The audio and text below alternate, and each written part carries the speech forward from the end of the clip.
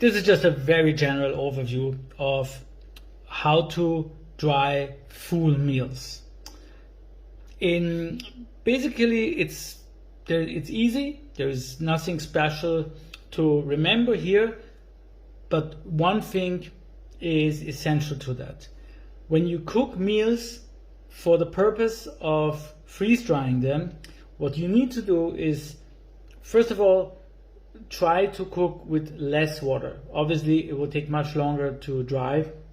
So wherever you can, try to use less water so in order to speed up the drying process later.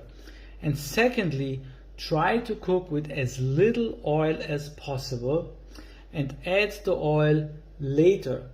After the oil will only be needed once the freeze-dried material or meal is again soaked with water. Only then the oil should be added. That's why usually in these kind of packs of soups you will find a little bag with the oily ingredients, and then everything else is freeze-dried and usually doesn't contain any oil.